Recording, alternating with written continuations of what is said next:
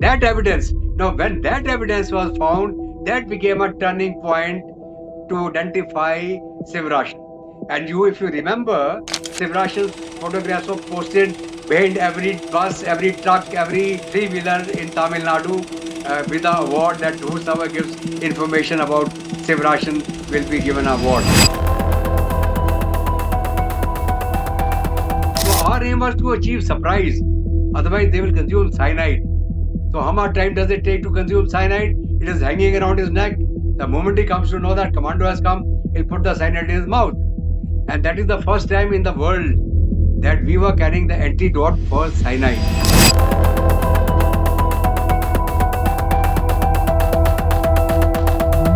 The best part is that we were constantly on the tail of Sivarasan.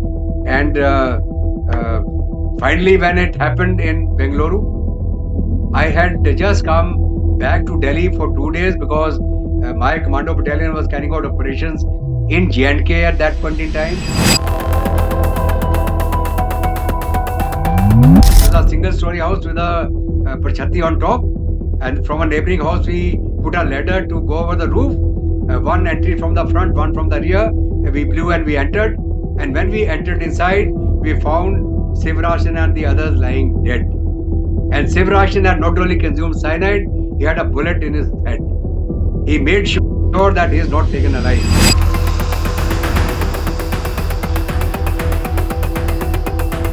And we were calling it Ghostbuster. That is the code name of this operation of the NSG. Operation Ghostbuster. Retired Major General Vijay Kumar Dutta is one of Indian Army's most decorated officers and served the armed forces for 39 years and the NDMA for 13 years. But we'll be focusing on his association with the late Rajiv Gandhi today and on the hunt for a 5-foot, 4-inch tall, bespectacled, one-eyed Jack after the ex-Prime Minister was blown up by a suicide bomber on May 21, 1991 during a rally at Tamil Nadu's Sri Perumbudur. That 90-day mission to locate Sivarasan, who landed in Tamil Nadu with Rs 19 lakh and a team on April 20, 1991, is back in the news after The Hunt, the Rajiv Gandhi assassination case, aired on OTT and began hogging attention. Welcome, General. Pleasure, Rajesh. Nice to be with you on this discussion, and I hope we'll be able to bring the correct perspective of the history for your viewers. Let's begin with your first meeting with Rajiv Gandhi. When and where did you meet? I was in an organization called the Special Group, the first counter-terrorist unit of the country under the Cabinet Secretariat. So it was meant for special operations, counter-hijack operations, counter-terrorist operations, and special operations anywhere in the world involving high-stake missions. So that unit was located in Sarsawa at that point in time. And after Mrs. Indira Gandhi got assassinated in 1984, we were then immediately tasked to come and take over the PM security of Mr. Rajiv Gandhi. So that was immediately after the assassination of Mrs. Indira Gandhi and the nomination of Mr. Rajiv Gandhi as the Prime Minister of India. So we flew down from Sarsawa to Delhi and came and took over the PM security of Mr. Rajiv Gandhi as the Prime Minister of India. And that is the first time we came in contact with the Prime Minister, that is Mr. Rajiv Gandhi, and his entire family. And then we were given our tasking, which involved the PM House, the PM Office, and the Parliament. And the entire security district, which is known for the VIP zone. So we were made responsible. We came to Delhi and took over the duties of the PM security, which involved the inner core, the outer core, the entire movement of the Prime Minister, be it within Delhi or anywhere else outside that is the Delhi area. So now, while doing this, we were commandos, specially trained, and who had interaction with the SAS, the GSC-9, the Israeli Shariat Medical. So that was the level of that unit. And therefore, we assumed the duties, changed the entire setup which was present there at that point in time, and build in new protocols which are being followed till today for PM security in the country. So that was the first time when I personally came and met Mr. Rajiv Gandhi. We briefed him regarding the protocol. We briefed him that while we were there to look after his security, what would be required by him to do if something happens critical while during movement and all. Because the VIP has to be briefed that if his life is under threat, what will we be doing and what should he be doing to cooperate with us so that we are able to protect him. So all those interactions took place, and of course, we were looking after the entire house, that is the PM house, that 7 hours here at that point in time, the entire family, and that I still remember then Mr. Rahul Gandhi and Priyanka were very young, and in fact we used to play cricket with him in our pastime because they were not permitted to go outside the house. So it was a very intimate interaction with the family. So that is where we started interacting with the Prime Minister, and of course with other security agencies, whether it was the Delhi Police, the Intelligence Bureau, or whether it was the RNAW, because we came under the DGS, that is the DGS, Director General of Security. At that point in time, Mr. Gary Saxena, he was the DGS. So the special group came directly under him. So that is when we were interacting, and then the most surprising part is that one might think the PM's life is very easy and hunky dory. You'll be surprised. The PM of India remains awake up to 3 o'clock, 4 o'clock in the morning. There are so many things happening every day. So it's a tough life for people who are not seen a thing like this happening intimately. Will never be able to understand the hardship which a VIP faces at that level of his appointment. So it was there. We were able to see that intimately. And then whenever they had the people's darbar, when people could come and meet the Prime Minister and hand over their problems to them. So that was another learning for us. And of course, and if I say person to person, Mr. Rajiv Gandhi was a very pragmatic person, very upright, very modern. He was fond of automobiles, vehicles. He was fond of driving himself. In fact, even repairing his own vehicle. So it was that kind of interaction in the lighter moments which we had with the family. And I'm very sure that after he lost the elections at that point in time, and in the second phase when he got assassinated in Chennai, that's the time I think he would have come back to power again as the head of the country, as the Prime Minister. But then, unfortunately, what happened during the IPKF operations in Sri Lanka and the agreement between India and Sri Lanka at that point in time to work as a peacekeeping force between the Sri Lankan army and the LTTE, those things then soured the relations between the Indian army and the LTTE. And because we had no intentions of actually fighting the LTT, our aim was to maintain peace. But then when they started attacking the Indian army in Sri Lanka, that's the time the Indian army had to respond, and we started carrying out operations against the LTT. Now that brought in a lot of bad blood with the LTT in relation to the IPKF. And that is something which the LTT and Prabhakaran in particular did not like. And they blamed Mr. Rajiv Gandhi for having that accord with Sri Lanka, where the IPKF was brought in on the directions of the Prime Minister, and we were carrying out operations against them in Sri Lanka. Led to the assassination of Mr. Rajiv Gandhi, because the LTT realized that if Rajiv Gandhi comes back to power again, they will again maybe send back the IPKF, sorry, into Sri Lanka against the LTT. And they didn't want him to get re-elected as a prime minister. And I personally feel that that became a trigger for them planning the assassination of Mr. Rajiv Gandhi. Rahul Gandhi was playing cricket with you. Was he a batsman or a bowler? Just out of curiosity. In fact, he loved to bat, and we used to be doing the bowling most of the time. And sometimes then he will also like to do a bit of bowling. But basically, the unfortunate part was, as a youngster growing up, he could not go out and mix with the people of his age and play games with them and things like that because of the security protocol. Therefore, he was confined within the limits of the house and whatever the availability of lawns inside and all. So we then used to actually give him company and keep him entertained. And we also, it was a pastime for us to play a little bit of game along with him. But he was quite a you know adventure loving kid who liked to actually ask us about the weapons we were carrying and things like that. And later point in time, when I left the PM security, that I'll tell you the reason why we left the PM security. Then I went back to the National Security Guard. And then when he visited us, when we were in the National Security Guard, I was in the 51 Special Action Group. That is the counter-terrorist unit of the NSG, the Black Cat Commandos. Then I used to, ask him whether he'd like to fire a weapon or something. So we used to make him fire weapons then in the NSG at Manesar. Even Mr. Rajiv Gandhi, he was a good shot. We had taught him how to fire and handle weapons for his own personal safety. And if you remember, when he had gone to Sri Lanka, and when one of that man in the guard, a naval chap, had swung his rifle on his head, he had ducked himself. He had saved himself on his own. Otherwise, he would have got a hit on his skull, maybe, and maybe it would have been fatal.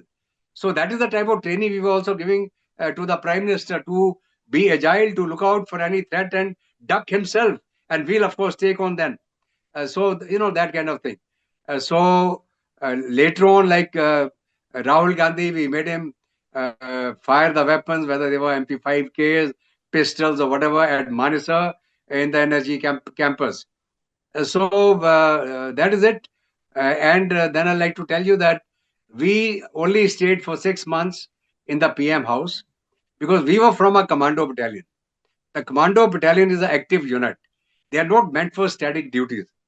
So we had made a request to then, that is the DGS, Mr. Gary Saxena, that, sir, we will like to get out of the PM security because this is not our primary job. So then we asked then, who will take over the PM security? And we suggested then that we should raise a special force dedicated for the PM security. And that is how the SPG came into existence.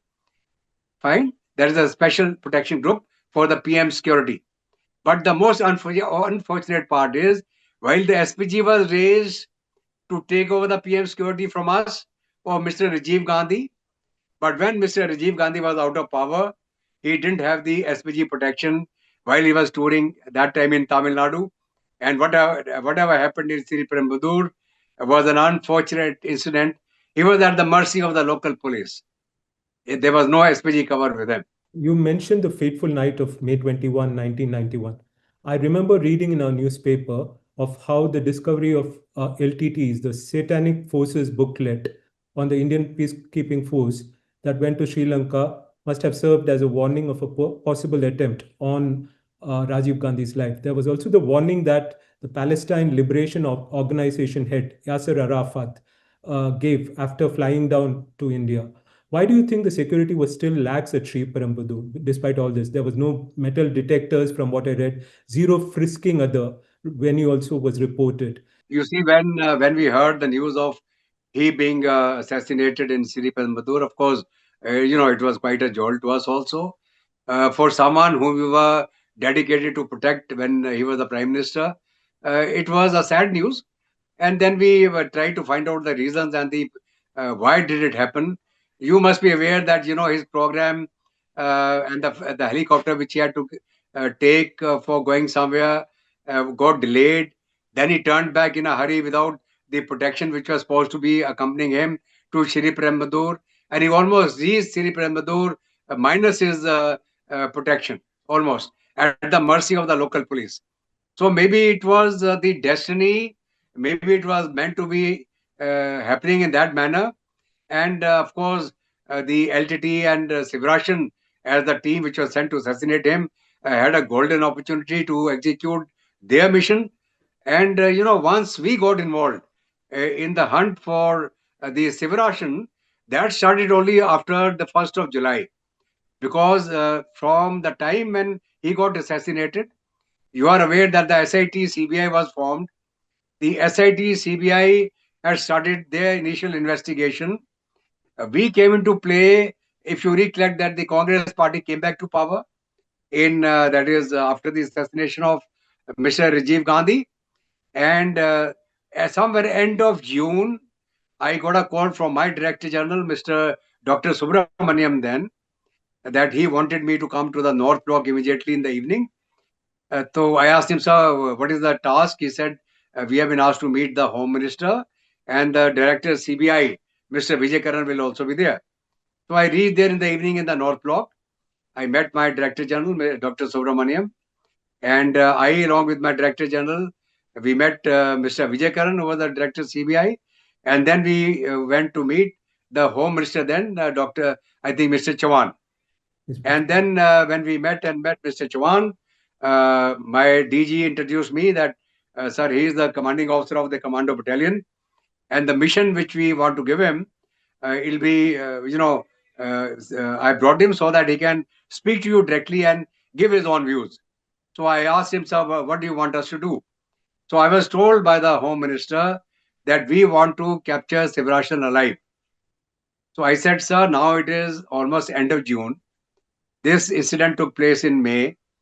We do not know whether he is still in the country. He might have already left the country and gone. But if he is still in the country, we will make an attempt to capture him. And for that, we'll need some backup so that we are able to carry out quick movement in Tamil Nadu because it's a large state. And for that, I will need some air effort, helicopters. I'll need AN-32. And then we will need the protection of that is the CBI, because we cannot carry out raids in civil areas without any authority. So they asked me, okay, what do you want? I said, so okay, we will carry out operations along with the SIT CBI. We will not operate in uniform. We will carry the identity cards of CBI, and we will carry out all covert operations without wearing uniform. And for our movement, we need one Me-17 and one AN-32 so that we can move fast as and when and wherever we get the information. So that was agreed to. Then I told the Home Minister, okay, sir, your terms of reference is to get this man alive. We will try and take him alive, but if the life of my commando is threatened, we will kill him. If you accept that terms of reference, I will make an attempt to get him, and the rest all depends on the intelligence which we get, and if we are lucky to get him. So they agreed to all that, and then on 1st of July, I selected the best people from my group. Out of almost 600-700 people, I picked up a team of 6 officers, 8 junior commissioned officers, and 40 commandos who could speak the Tamil language or any other language in the south, who could merge with the crowd by looks and all that. So this team we formed, and we flew down to Chennai and went and met Mr. Karthikeyan, who was the head of the SIT CBI. And then we worked out a plan as to how are we going to operate along with the SIT. So my request to them was that the first input which comes regarding the movement of Sivarasan should be immediately shared with me, and we will immediately take action. And their officers should accompany us, my commandos, where we go for the raid and all that, to take on any responsibility for filing an FIR or doing a panchanama or anything. There could be a shootout. We didn't want to get involved in those legal hassles. So that was agreed to. And then what we did, we were getting hundreds of calls. That is, the SIT CBI was getting hundreds of calls every day. Sivarasan seen here, Sivarasan seen there, Sivarasan in Trichy, Sivarasan in, say, Chennai, so and so, or Sivarasan in Vedaranyam, Sivarasan in, let's say, down south of Tamil Nadu. So, we said, how can this be possible? So then we started hunting on confirmed information, which was the last confirmed location of Sivarasan, which was then confirmed by the police and the SIT. And then from there onwards, we started drawing a circle of 250 kilometers radius and 5 hours. That if you got a last information that Sivarasan was in St. Thomas Mount let's say in Chennai, and suddenly we get information that Sivarasan is in Vedaranium in less than 5 hours. It is not possible. So, we started drawing a circle of 5 hours, 250 kilometers. That any information which came then conforming to 5 hours, 250 kilometers, then we carried out raids there. So we were carrying out raids a number of places. We apprehended number of LTT cadres. Every place we were going, it was going with the premise of getting Sivarasan. We did not know whether he's going to be there or not. It was information coming and we are carrying out a raid. And therefore, slowly and gradually, we started uprooting the entire LTT network in Tamil Nadu. And over the period of 90 days, till the time, in August when this gentleman was located in Bangalore, uh, till then, we were carrying out 3 to 4 raids every day. You must be aware of what happened in Vedaranyam. You must be aware of Chanmugam. You must be aware of he ran away and hung himself, and he was found hanging dead on a tree. All those Handout, information. who was Yeah, supporting the LTTE. Yeah. yeah. Shanmugam. So they were the local supporters of the LTT in Tamil Nadu, working maybe for money or for the love of LTT, whatever. But there was definitely a lot of sympathy with the LTT cadres because all said and done, Sri Lanka was ill-treating Tamils in Sri Lanka. There was no doubt about it, and they had a genuine cause for fighting for their rights. But then, whatever way it turned, it became an insurgent movement, and of course, no sovereign nation will like to get divided. But then the sentiments were definitely there for the LTT. And then comes the question of that book. In one of the raids, there was a boy who was, printing on behalf of the LTT. When we carried out a raid in that printing press, we discovered these books by the name of Shaitanic Forces, Volume 1, Volume 2, Volume 3. And what were these volumes? They were nothing written by LTT. They were just newspaper cuttings, magazine cuttings of local media, international media, magazines put into a scrapbook, page by page, into those 3 volumes. And if you read that, you will say, oh my God, this is the type of atrocities the IPKF has done in Sri Lanka against the LTT, against the Tamil people. Unbelievable. They were not true, but that is how the media goes. So they were, the coverage and cuttings of the media, paper, local media, international media, Tamil media, Hindi media, whatever, English media, amazing. So that is how. And then when we found that Shaitanic forces, we had no doubt what was the reason for the assassination of Mr. Rajiv Gandhi. It was the mobilization of IPKF as the peacekeeping force in Sri Lanka, and when the IPKF had to fight the LTTE and to bring them to book, that is the point when the entire relationship soared between the LTTE and the then government. A lucky break was the finding of photographer Hari Babu's Chinon camera and 10 negatives. Uh, what was the initial reaction when that was found uh, by the SIT team? Initially, the SIT could not put a finger on who could have done the assassination. They were totally in the dark. But when slowly and gradually the material which was recovered from the blast site, when they started going through that, and they also found in one of the media, in one of the, I think, newspapers, they found that there was a photograph of a camera line. Then they hunted for that camera, and they were lucky to get that camera, which was in the police custody of the Tamil police, Tamil Nadu police.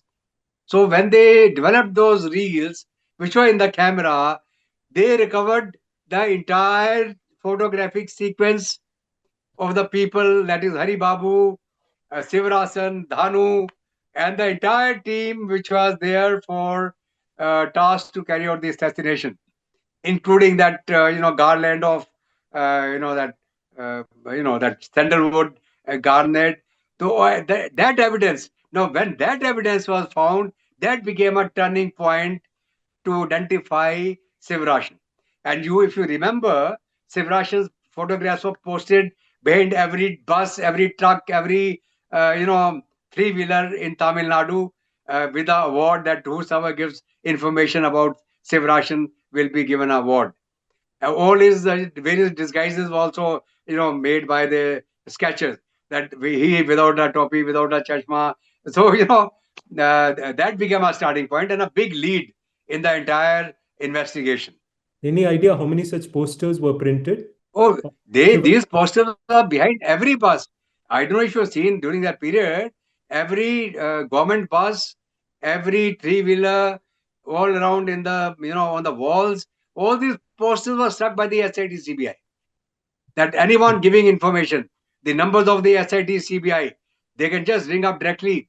And then what started happening? If you had a problem with your neighbor, you will ring up the SIT CBI, Sivrashan is in this house, in my neighborhood. So we will go and raid that house. And then we find that Sivarasan is not there. And then we come to know this guy had a fight with his neighbor and he gave his name. So that kind of thing was also happening. But then we couldn't, we had to work on every lead. And that increased our work. But then you had gone there for a mission. And I can only say that Sivarasan was not able to get away from the country. We were just behind him by an hour, half an hour, 1 hour, 2 hour. We were almost on his tail. That is the most amazing part. And the my team, which was with me, we had divided them into 2 or 3 sub teams, and we were carrying out operations in a number of places simultaneously. Apna, Captain Ravindran was in one of the teams. I had Major Yashpal Singh in another team.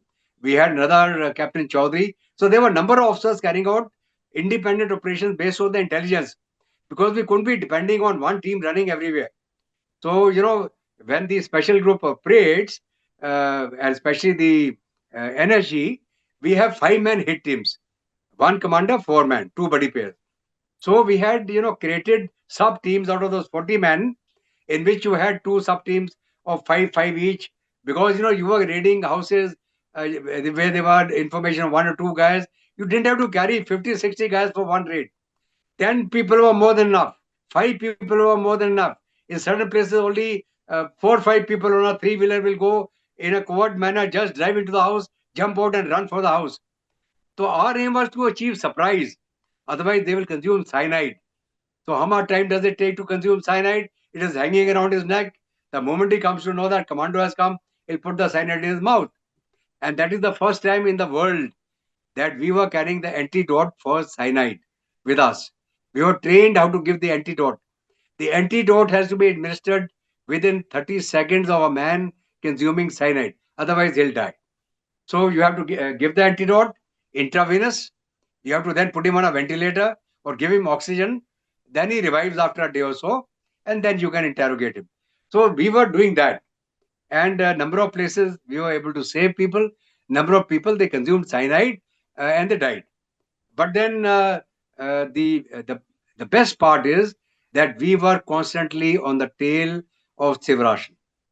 And uh, finally, when it happened in Bangalore, I had just come back to Delhi for 2 days, because my commando battalion was carrying out operations in J&K at that point in time, also in Punjab.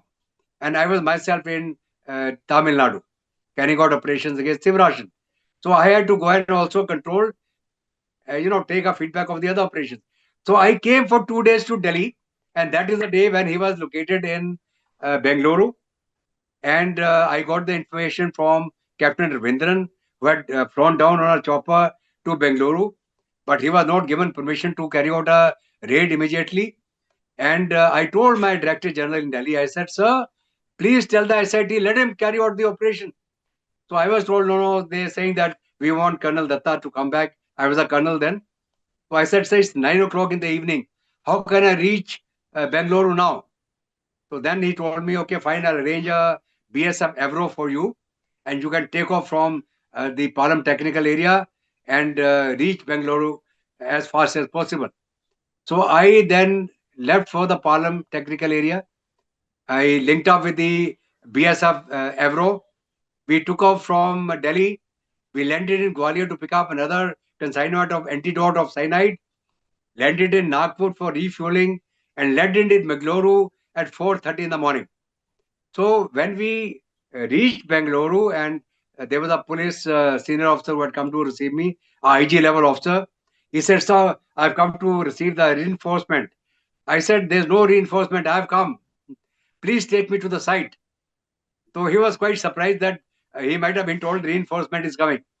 So I said, "My boys are already there. So let's go." So then he drove me to that location in Bangalore, outskirts of Bangalore, where I met the director SIT CBI, Mr. Karthikeyan, Mr. SK Datta, who was the additional director CBI, Mr. Raju, who later on became the head of the NIA, then also the commissioner police of Karnataka. And I told them, I said, "Why have you delayed? My officer was already here. Uh, Captain Ravindran was inside." I said, "Why didn't you let him carry out the operation?" So then they say, "Okay, Kaldatta, what do you suggest?" I said, "What do I suggest? I'm going to launch our operation immediately because you have lost the surprise. The Karnataka police has surrounded the house in uniform. When we were working on a surprise of 3 minutes, 2 minutes, so that they can't consume cyanide, you have surrounded the house in uniform. Firing took place in the evening because one truck got stuck outside, and Sivarasan thought that the commandos are come. He opened fire with the AK-47. Even then, my boys were not permitted to carry out the operation. So after that, I'll end up in the morning, and then they asked me, "What shall I do?" I said, "I'm launching immediately." So I immediately called my officer, Ravindran. I had another officer with me who accompanied me from Delhi to Bangalore. We staked out the site, the house. It was a single story house with a parchati on top. And from a neighboring house, we put a ladder to go over the roof. One entry from the front, one from the rear. We blew and we entered. And when we entered inside, we found Sivarasan and the others lying dead. And Sivarasan had not only consumed cyanide, he had a bullet in his head. He made sure that he is not taken alive. So that is where the hunt for Sivarasan came to an end. Unfortunately, we could have taken him alive. That again is a question mark because he would have definitely tried to commit suicide because their agenda was not to get captured alive. But the only sad part is that while my teams were sitting there, they were not given permission by the SIT CBI to carry out immediate operation. While we were carrying out operations every day, my young officers were doing it. I couldn't be present everywhere as a commanding officer. I could accompany one team, but the other team could be doing on its own. So that was the delay, which was, I'll say, lethal, and that opportunity to get Sivarasan alive was lost. So, that is it. And people ask me, "Sir, what if you had not gone to Delhi for 2 days?" I said, "Then maybe the moment I would have got the information, we would have carried out an immediate operation. We would have not waited for anyone because my power, my mandate was to hunt for Sivarasan. Nobody could override my authority. No, nobody in the SAT, nobody from CBI, nobody from Tamil Nadu police. These were the orders of the Home Minister of India. So that was it. And then finally, you are aware as to what happened. They were all found dead, and whatever evidence would have been there, they had burned all the the films which they had with them, all the documents, and that is the end of the hunt for Sivarasan. It was said that Rajesh. Sivarasan had traveled 350 kilometers straight from Chennai to Konankute, which is where you found him and where he finally ended his life. Is that true, or did Yeah, he yeah. stop elsewhere along the way? Was it a straight 350-kilometer journey? No, because see, as I mentioned to you, that we were on his tail. Matlab, it was just a question of a miss by 30 minutes, by 1 hour, by 2 hours. Now he knew that all the routes are being checked by Tamil Nadu police. His posters are everywhere. And you'll be surprised. He was not in disguise when we found him dead. He was in his original form. Therefore, his local support hired him a tanker. They had made a small, capsule in the in the in that in the Water tank. cabin of that, sorry, in the body of that truck, and they were hiding in that, and they drove all the way to Bangalore. So it is fact that they traveled by road all the way and reached Bangalore in the outskirts, which was again another safe house. And by chance, a milk vendor who had gone to give milk in that house, he somehow got suspicious, and that is the guy who informed the police, the Karnataka police, that there is something wrong. He had said, I have a suspicion that something is going wrong in this house. And that is how the Karnataka police came and surrounded that house. So that is the background. So it was actually a milk vendor, not the Jairam Raghunath, who was the person who helped them find the safe house.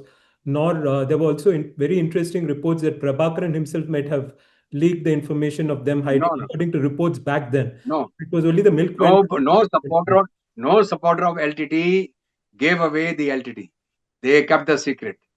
Even if you remember, that amount of petroleum, explosives, and the radio sets which were recovered in Vederanim, that was indicated by Shan Mugam.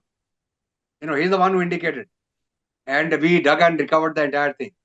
We recovered another grenade manufacturing being done in Coimbatore, because 3 boys going on a motorcycle were intercepted by a traffic policeman. When they were caught, they tried to bribe that policeman with a large amount of money, and he got suspicious that why are they offering him such a large amount. So they nabbed them, and they informed the police. The police came, they found that these boys are from LTT. They informed the SIT CBI. SIT CBI informed us. We landed in Coimbatore, and we went and saw that factory where these things are being assembled, and you will be surprised. They were actually assembling hand grenades being made at parts in different factories.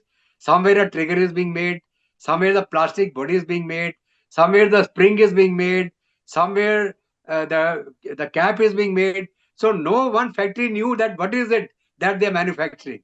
They said there are some spare parts of vehicles, there are some plungers of a motorcycle, some spring of automobile, but they were different parts of a hand grenade, and they were that were designed by the LTT. And when you assemble the whole thing, it became a hand grenade. That was the type of ingenuity they had, and they were using our infrastructure in Tamil Nadu, various small factories here and there, and making their stuff for the military needs of the LTT. It was not a government involvement. It was the LTT initiative on their own in Tamil Nadu, finding places where they could get anything manufactured and carry it back home. So it was something like that. Amazing ingenuity, improvisation. 20th, August 20th, when Sivarasan met with his end, was also Rajiv Gandhi's birthday.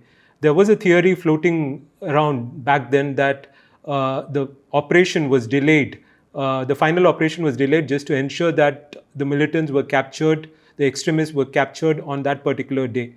Is there any credence to that? No, it was maybe a coincidence, because the date when he was discovered there, if you recollect, is the 17th, 18th, 19th morning we carried out the raid, and 20th was the next day. So these people were discovered by us finally on 19th. Fine. 20th happened to be, of course, the birthday of Rajiv Gandhi. I remembered, and I had also maybe that point in time I had conveyed to Madam as a ma'am, we couldn't get this man alive, but then at least we didn't let him get away. Okay, anyway, that's a secondary. It is not connected as far as I'm concerned. It is just a coincidence. Just a coincidence. Sivarasan is a person that the world is still deeply interested in. You would have known him quite well as the person who led the hunt for him. So can you tell us what you learned about Sivarasan, the man? See, as far as our information about Sivarasan is concerned, he was one of the top LTT cadres, very close to Prabhakaran. He was a weapons expert, explosive expert, communication expert, first aid he knew very well, and he was the one who could train his team, carry out a complete reconnaissance and plan the operation, and especially an operation involving the assassination of a ex-Prime Minister of India. So he was a highly selected, trained, and the right-hand man of Prabhakaran. He was also involved in the assassination of one of the opponents in Tamil Nadu, if you remember. So his background was very well known to Prabhakaran, and he was a hand-picked man of the LTT. So therefore, we knew that we were actually up against a highly trained and a professional LTT cadre. It was not a riffraff of a chap. So he was highly motivated, highly trained, quite intelligent, and they had built a complete network in Tamil Nadu of safe houses, backup, all kind of industrial backup, all kind of logistic backup. So it is amazing. And so for us, over 90 days to be able to uproot the entire LTT, the credit goes to the SIT CBI, the credit goes to the Tamil Nadu police. I'll also like to mention, of course, the Karnataka police, which knowingly, unknowingly, actually did what they did because they didn't realize the importance of surprise because we wanted to get him alive. And then, of course, all the officers with me who are involved in the operation and Captain Ravindran, who was present at that point in time, who could have immediately carried out the operation, and he was not permitted. He was one of my best selected young officers at that point in time, and so that's it. And I can only say that maybe that was destined to happen like that. But our only satisfaction is that we didn't let him run away. Point one. And second, regret is that we couldn't take him alive. Maybe then more information would have come and some more secrets would have been revealed. One of the questions that I've wondered about is about Sivarasan. He was there, means traveling around Chennai, and I heard even, means I read even he traveled to Tirupati. This was before May 29th when the photos of him surfaced in a newspaper. So why did he linger on in India till, means he could have left to Sri Lanka immediately after the operation? Did you find any reason why he ended up being, means staying back? Yeah, see, what happened that the moment the camera was recovered and his photographs were plastered all over, that's the time when he realized that maybe if he tries to leave the country, either by a regular route or via Nepal or via any other route, he'll get caught. So he had to get out using the sea route. The sea route was again covered very heavily by the Tamil Nadu police, the coast guards, and the navy was also on alert. And they were intercepting any boat which was leaving the shores of Tamil Nadu and going towards high seas. So there was a complete lookout. There were drone aircraft which were carrying out a reconnaissance. So maybe he must have realized that he won't be able to get out immediately. So he then thought that maybe he'll linger on a while and then maybe he'll get time to get out. But without knowing that people like us have got been robbed in by the government, people who are highly trained, motivated, are carrying out operations as part of the SIT CBI and much more professionally than any local constable or policeman. So maybe that he had not anticipated. He must have thought that maybe local police and all will not be able to get him. But then that was a difference in the entire operations. Thanks a lot, General, for talking to us. Yeah, Rajesh, Yeah. uh, I I will like to thank you, and I will also like to share with you that as far as I am concerned, this is the second interview I'm giving to someone in respect of the operation of One Eyed Jack, and we were calling it of Ghostbuster. That is the code name of this operation of the NSG. Operation Ghostbuster. Okay, you may call it One Eyed Jack, whatever. We were calling it Operation Ghostbuster.